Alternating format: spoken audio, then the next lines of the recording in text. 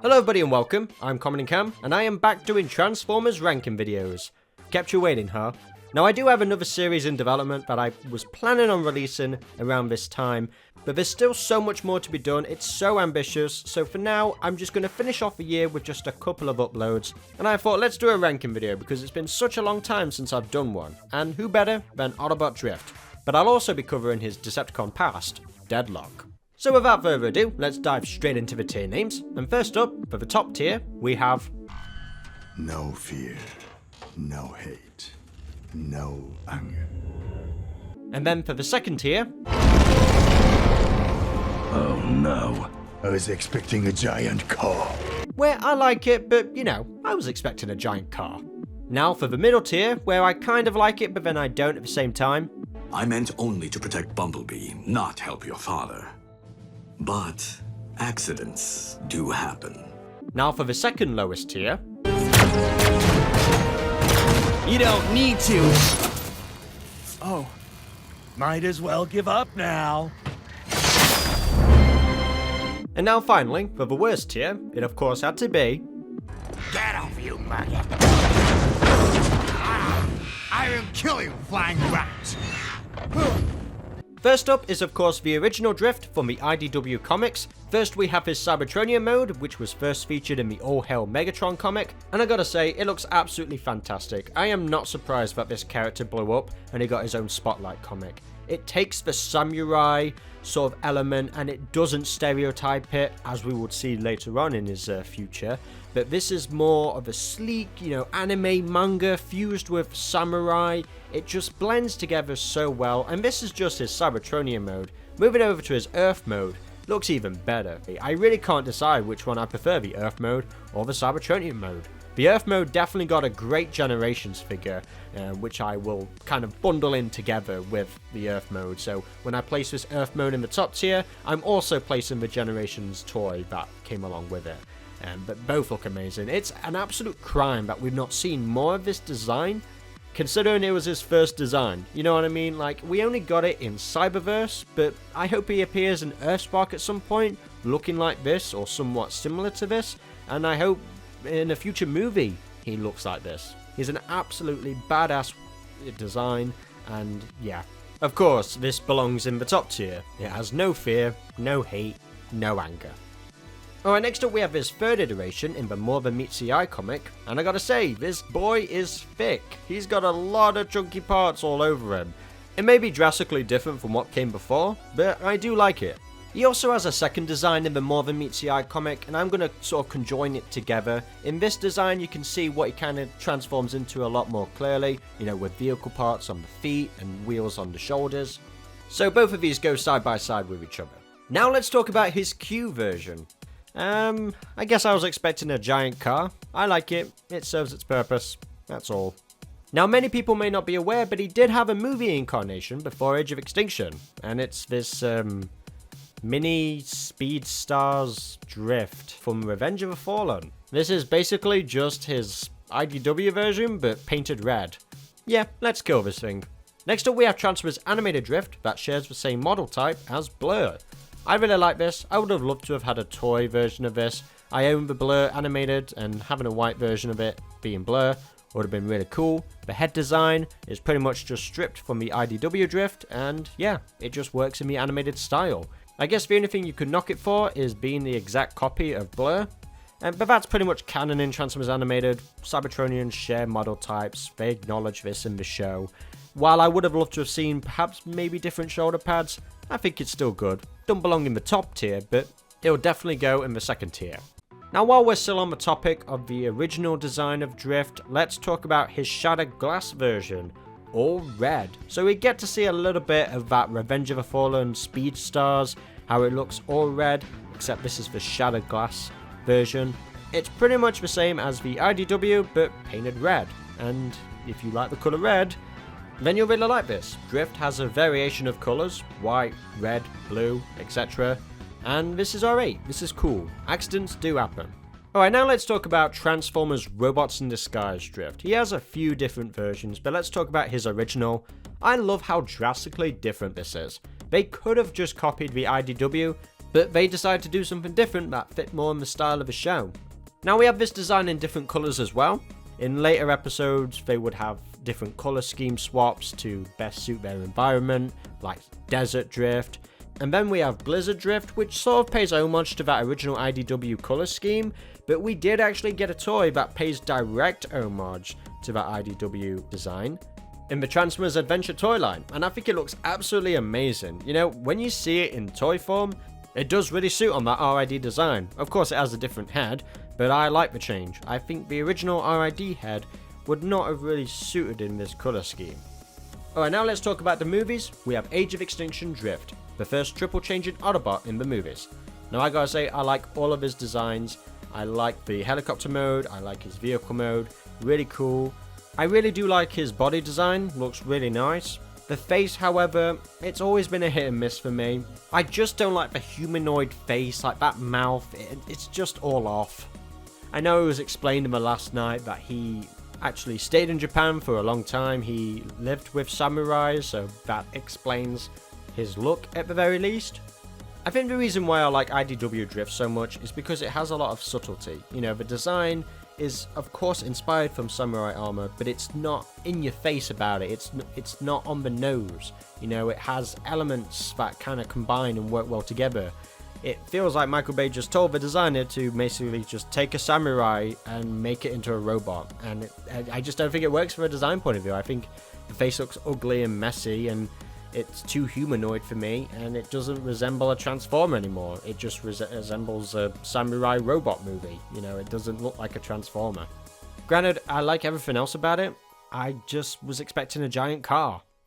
Alright, now we have Drift again, but he's red. Now, I actually didn't know this, but he actually has a different vehicle mode as well. I didn't know his car was different. I was like, oh, I thought it was just the same vehicle, but apparently not. It's actually a completely different car. But they don't really do much to make it look very different from each other, really. I guess you could see it now I've explained it, but honestly, I couldn't tell difference. I like it. It's fine. It's the same how I feel with Shattered Glass. Accidents do happen. Now let's talk about the early concept art for Drift for Age of Extinction. Drastically different from what we got. This is Shredder from that live-action Ninja Turtles film. It kind of works for Deadlock, I suppose. I gotta admit, it's a badass design, even if I don't think it's a Transformers design whatsoever. Accidents do happen, I guess. Now I just want to throw in some toys from the Age of Extinction line. We have Voyager class Drift and Constructor Bots Drift. Now I actually really like the Voyager class. It looks nothing like how we saw in the movie. It's because Hasbro couldn't figure out how to triple change. He's a triple changer, he's the first triple changer, but Hasbro couldn't make a toy for the first triple changer, which I always thought was weird. I guess the designs were just way too complicated for Hasbro to figure it out, so third parties had to do it on their own. But this Voyager class he looks massive, and I really like it actually. I think it looks really cool. I like that the blades are sort of like on the chest like that, you know, I actually really dig it. But yeah, for the constructor parts, this looks awful. I just thought I'd throw that in because it looks awful. Last up we have the Funko Pop Drift. Sadly this exists. I hate it. I absolutely hate it. Right, now let's move on to some video games. We have the basic Age of Extinction Drift in Forge to Fight, which makes that design look a little bit neater, which is cool. It's nice, it works for that style. But more interestingly enough, we have an Earth Wars Drift, which resembles the IDW, but we've got a lot of red on it. A lot more red. I like the Cybertronian language as well, scattered over his swords and, you know, the doors of his car. This is really nice. It's actually a pretty neat design. I would have loved to have played this in the game, actually. Alright, now let's talk about some Creos. We have different versions here. We have Drift on a beach. We have Drift in a silver blue armor. Then we have Drift in a gold and black armor. Honestly, the only one worth noting here is Beach Drift. I think he's the only one who actually knows how to party. Alright, I haven't missed these guys, but next up we have Angry Birds Drift. You know, doesn't really look that bad. I actually kind of like it, and it's IDW colours. So yeah, pretty epic, pretty cool. I was expecting a giant car. Alright, now we have Drift from Cyberverse. Now I really like this new stylized version of the IDW. Of course, it resembles it very closely, but it does some different things as well that stand out on its own. I like this design, but I didn't really care so much for the character in the actual show. So famously, we all know Drift was a Decepticon, then Autobot. But this show took it in a drastic turn where they made him an Autobot, Well, no, they made him a Decepticon, then an Autobot, then a Decepticon again, which is like, wow, you really made a cool, badass design like that, really go evil. Whatever. But I really like this. I think it looks good in 2D animation, and I think it really looked good in 3D animation as well. It was one of the only designs in the show that was really well detailed. And I do like his Decepticon version as well, so now let's talk about Deadlock. I think it's a cool design. You can't really tell what it transforms into, which is perhaps the only negative part about it. We don't actually see him transform. I don't think Decepticon Deadlock even spoke in the entire show. In the brief scenes that he was in a bar scene and that was it.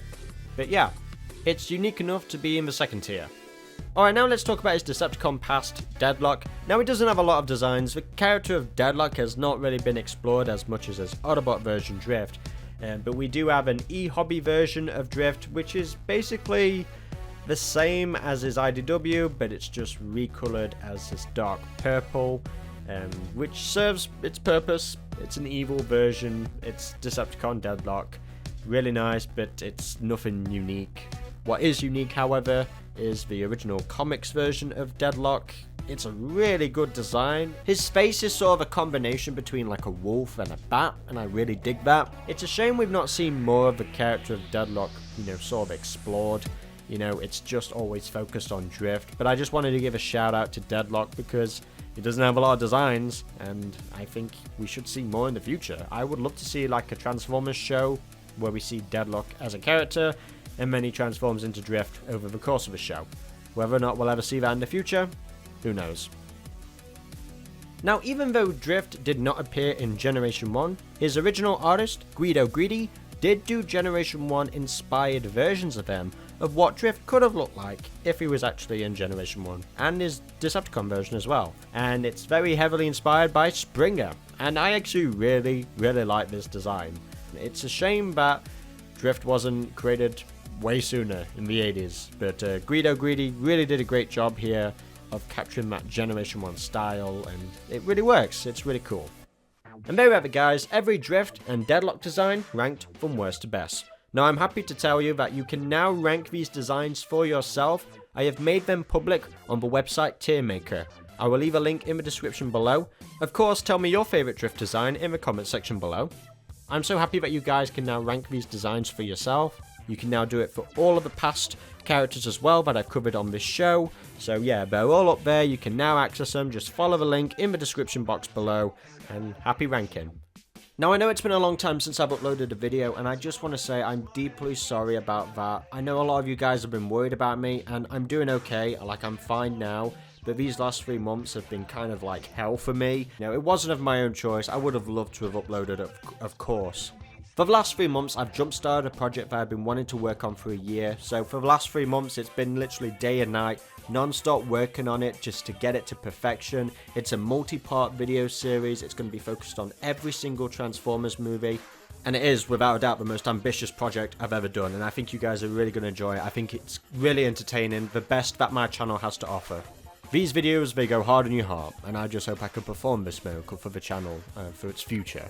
Hopefully, early next year, at the very least, maybe around February or March, it will be completed and done, and I think it will all be worth it. Also, sorry that I sound like absolute dog shit, I have a cold.